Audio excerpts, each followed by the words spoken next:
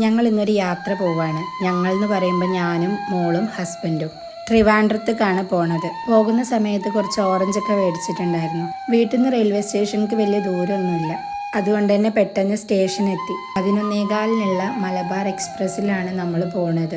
എങ്കിലും കുറച്ച് നേരത്തെ തന്നെ, അതായത് ഒരു 10 മണിയൊക്കെ ആയപ്പോൾ തന്നെ ഞങ്ങൾ വീട്ടിൽ നിന്ന് ഇറങ്ങിയിട്ടുണ്ടായിരുന്നു.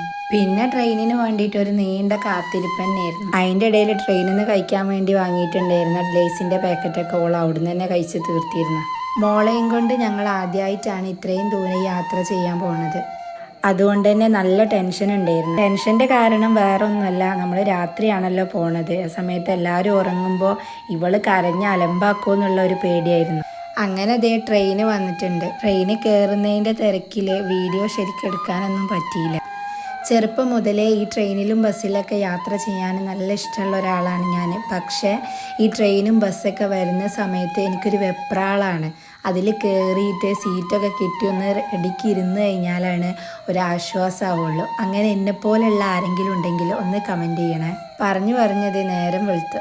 രാത്രിയിൽ ഞാൻ വിചാരിച്ച അത്രയൊന്നും മോൾ അലമ്പാക്കിയിട്ടില്ലായിരുന്നു. ട്രെയിനിൽ കയറി കുറച്ച് സമയം കഴിഞ്ഞപ്പോൾ തന്നെ മോൾ ഉറങ്ങിയിട്ടുണ്ടായിരുന്നു. പിന്നെ ഉറക്കം കിട്ടാഞ്ഞത് എനിക്കാണ്.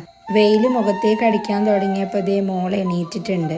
ഇപ്പോൾ നമ്മൾ ഏകദേശം എത്താനായി എന്നല്ല, എത്തിയിട്ടുണ്ട്. അപ്പോൾ ബാക്കി വിശേഷങ്ങളുമായി അടുത്ത വീഡിയോയിൽ കാണാം.